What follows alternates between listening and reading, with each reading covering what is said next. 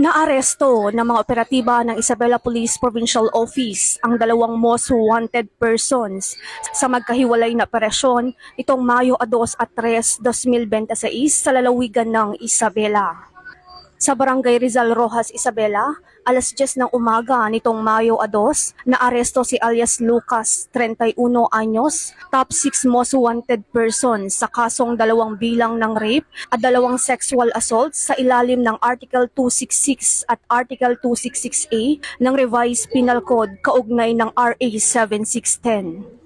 Samantala, alas 8:30 naman ng umaga nitong Mayo 3, naaresto sa Barangay District 3, San Manuel, Isabela si alias Mar, 40 anyos, top 5 most wanted person sa kasong 4 na bilang ng rape, statutory acts of lasciviousness, rape by sexual assault at statutory rape.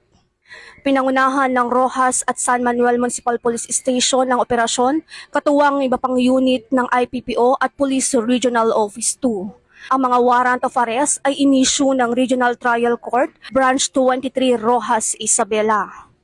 Naipabatid naman sa mga akusado ang kanilang mga karapatan alinsunod sa Miranda Doctrine at isinagawa ang dokumentasyon sa himpilan bago ang turnover sa korte.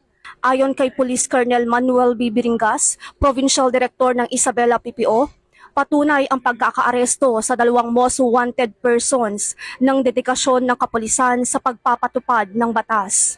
Patuloy naming paiigtingin ang operasyon upang mapanatili ang kapayapaan at seguridad sa Isabela.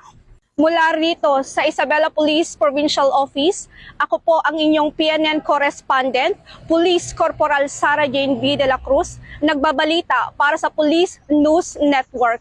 Alagad ng batas, tagataguyod ng balitang pulis.